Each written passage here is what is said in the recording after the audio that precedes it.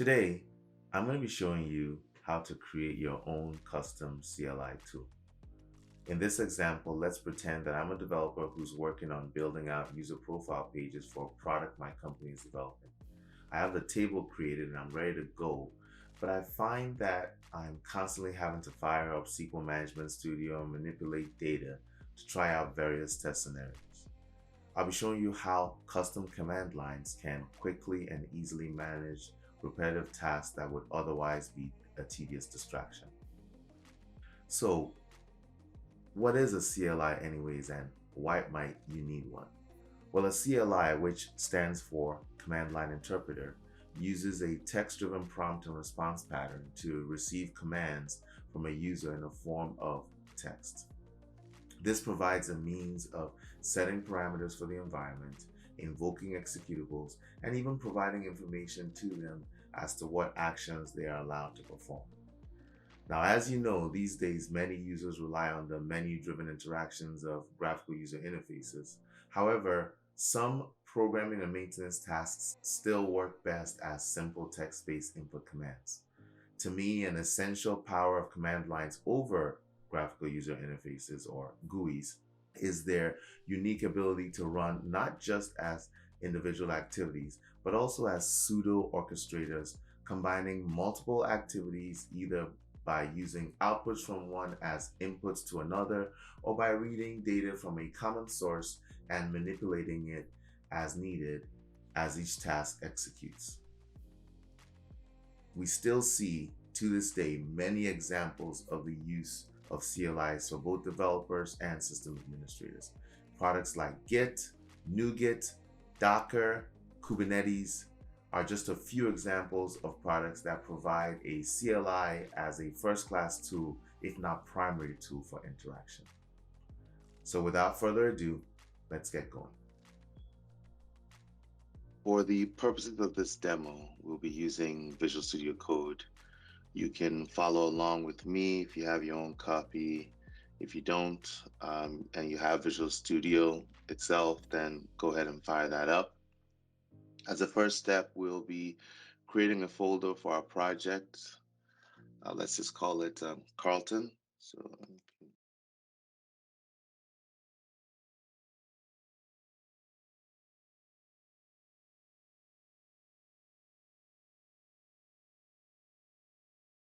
this is going to be the name of the actual project we create. So we can now CD into it.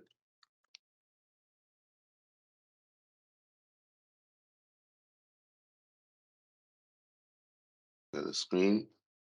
Now that we're in that folder, the next thing we're going to be doing is basically typing code dot.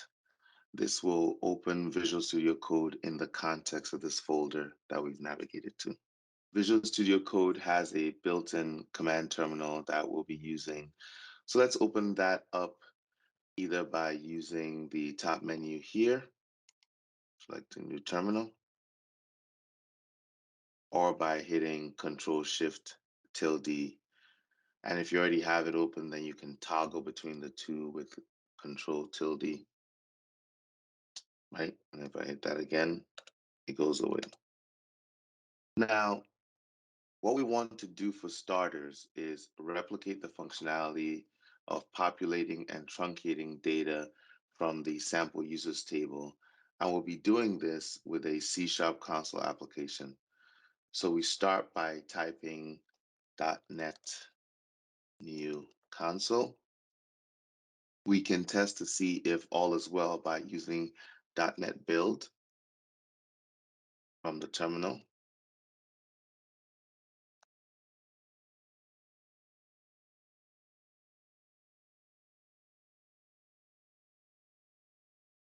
And finally, to run it, we use .NET run.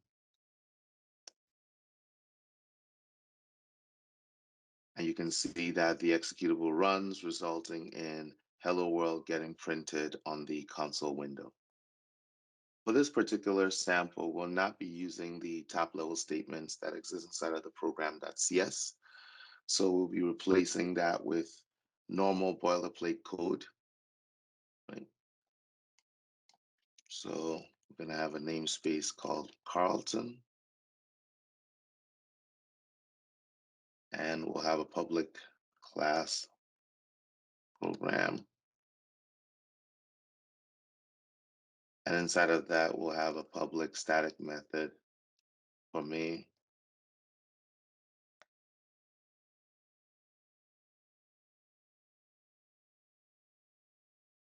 And inside of here, instead of using hello world,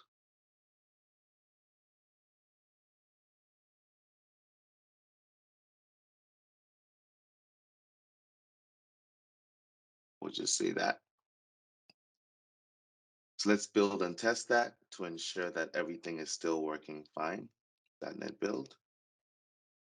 With that done, we now need to add any necessary database libraries. The important ones are the packages for Entity Framework. So we can go to nuget.org and search for Entity Framework Core. So here we are in the NuGet gallery. And if I just type Entity Framework, it's going to pull out Entity Framework Core. And if I click in there, as you can see, it has the actual command for adding it. And I can copy that and right in here, paste that, hit enter.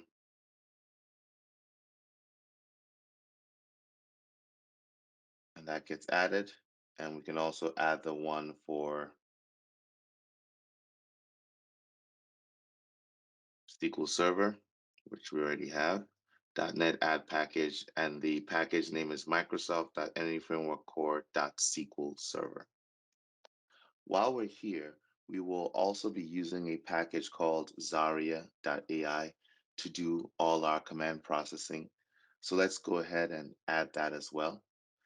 Zaria.AI provides a simple, attribute-driven, low-code API for building text-based interactive conversations.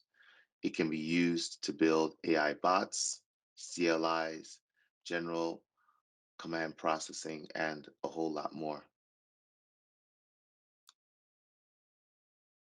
To add that, we simply copy this over, .NET add package, and the package is Zaria.ai. The latest version is 1.0.01. Finally, let's update the global namespace with namespaces that will be used across all these packages. So to start out with, we will add a new file just called global.cs. And in here, let's add data annotations. Then we'll add the entity framework itself.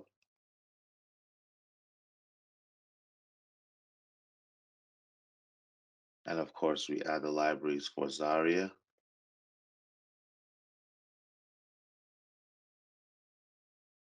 And that's it. So now that we have all that done, let's get started with our exercise by creating the foundations for accessing data. We are trying to replicate what a developer, in this case me, might be doing when they're having to go over to Management Studio, truncate tables, add test data. We're trying to replicate that here with the CLI. In order to do that, we're going to have to be able to access the database and read and write to it. So the first thing we need to do is create a data context, right? So I'm going to create a new class.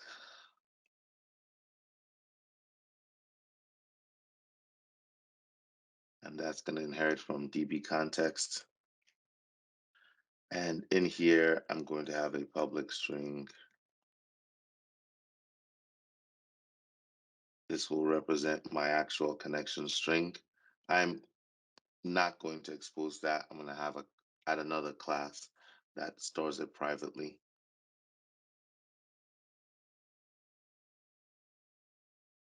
Add a constructor.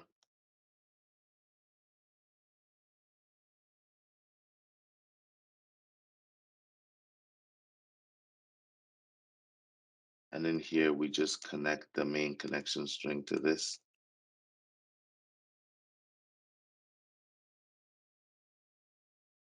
And then we also need an override to the on configuring so that we can specify that we're using SQL Server and pass the connection string into SQL Server. So protected.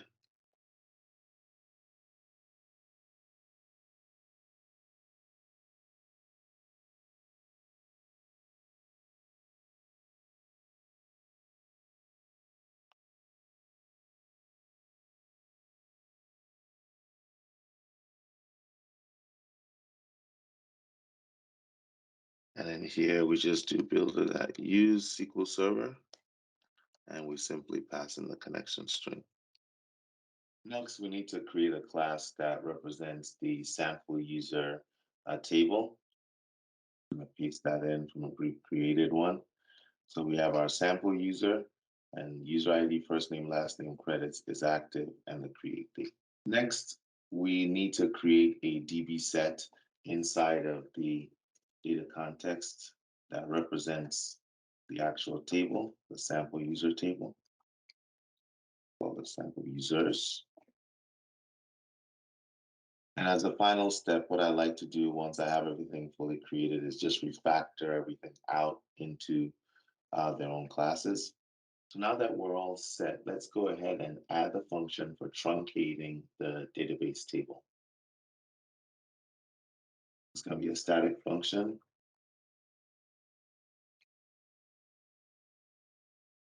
And in here, I'm going to just let myself know that table is being truncated.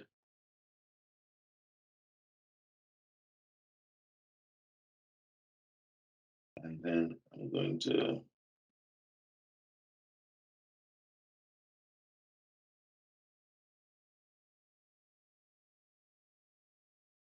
app DB, and I'm going to use my private stuff type that I talked about. That's where our connection string is.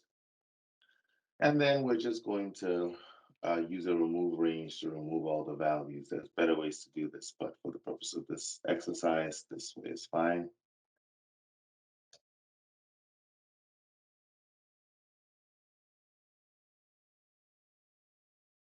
And then once we're done removing the range, we basically just removing the values, basically just save the changes. So let's test this out. And let's go ahead and let's add clear users here. We have 110 rows right now. So I'm gonna build this. And then we're gonna run it.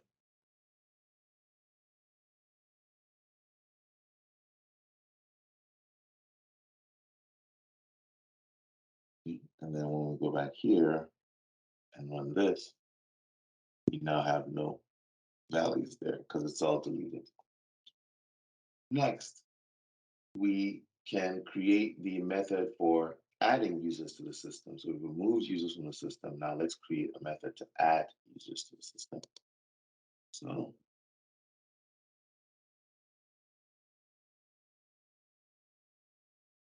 call it populate users. And again, we will do the same thing and just let the user know what we're doing.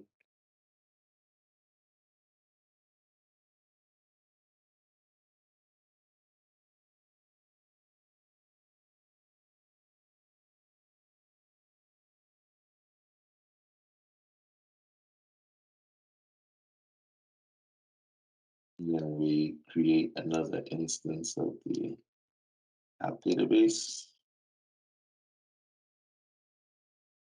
and create a count for each.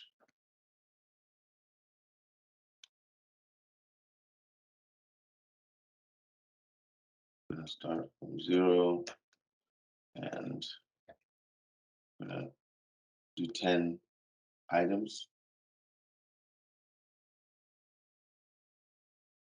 Oh, not 10, actually, count items. Yes. And then in here, we're basically going to just add those values.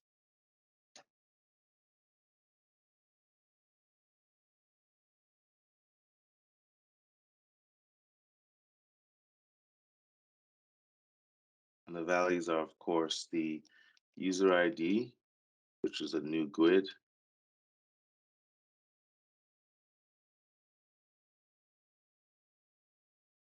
Then we're going to need the first name,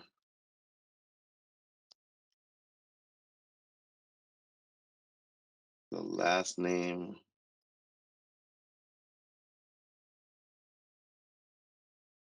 credits, which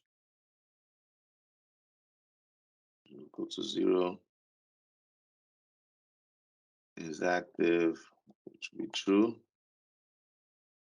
and the create date, which is goes to.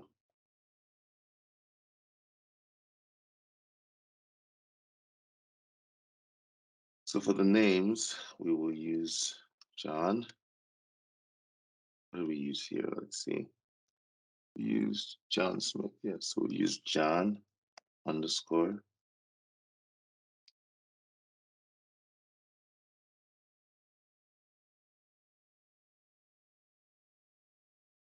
And for the last name, we'll use Smith underscore and index.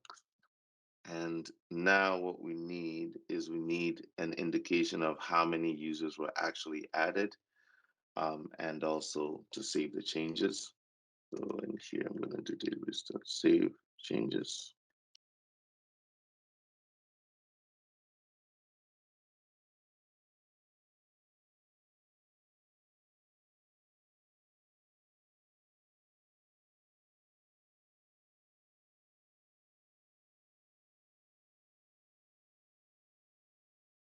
And as a matter of fact, we need to go to the main method here, and we need to populate the users. So build that again, and then we can run that. Perfect. And we can go here, and we can run this. And you can see now that it says from 0 to 9, John Smith, as we created with the underscores in between. What if we wanted to add users but not clear them? Or clear users without adding them? Or what if we wanted to add more or less than 10 users? The current approach is limiting because it requires a compilation for every change we make to the tool. And the variability is bound to the code of the tool as opposed to being injected into it by a user essentially using the tool. This is where Zaria.AI comes in. With it, we can modify our code base to allow for commands to be passed in that correspond to the activity we want performed. Let's start by updating the code to allow us to decide whether we want to clear or populate a user. So all we have to do now is go over to the clear user and add a pattern attribute. And the pattern here will say clear users. We will also go down here to the populate users and again add another pattern. And this time the pattern will say populate users. I'm going to go in here and I'm actually going to update and modify this a bit so that we can see how many, like a progress report of how many users are being added since it's not deterministic now. And then finally, we will not be needing these methods anymore because we're not going to be calling it explicitly. So we're going to use command processor methods.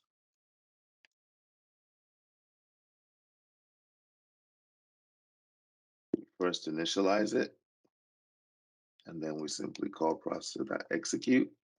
And what we're passing in here is the args, the actual arguments that were passed in. So let's go ahead and build this. Now, to run this, we're not going to be running it from here because, of course, we need to actually add parameters that we pass in, arguments that we actually pass into the command line. So let's go ahead and let's actually create another command line here. And I'm actually going to use just a normal command prompt. And then from here, we need to navigate to where the actual executables are being placed. So now that we've made those updates and we are here, we can simply type in Carlton clear users. And you'll notice that nothing is showing up. Why is nothing showing up? Because there are certain signatures that a function that or a method that's a handler for one of these patterns have to have. And the critical thing is that they do have to return a Boolean value. So you'll see the reason why in a little bit when we talk about that. Over here will return true. And then over here, we will also return true. Okay. So let's switch back over here and let's build. And now that that's complete, we can go here and we can type it again, Carlton clear users. As you can see, it's now removing users. And if I go back here and run this, it's all gone. So let's try the other one. Let's populate. We populate by simply typing Carlton populate users. And it's added the 10 users. And now when I go back here and I run again, I see that the 10 users have been brought back. In today's video, you got an introduction to building a command line tool.